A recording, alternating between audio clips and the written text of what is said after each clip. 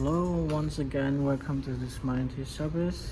This is case number 944. It's a HP laptop.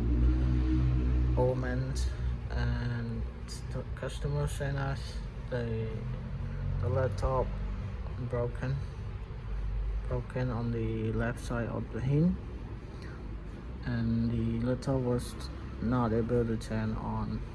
So we tear down the laptop and fix the broken hinge and diagnosed on the main board the short circuit. So we fix it for a customer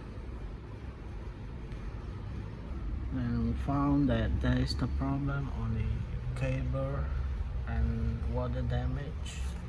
So it's casing the just near here, and it's casing the one of the capacitor which shorted to ground.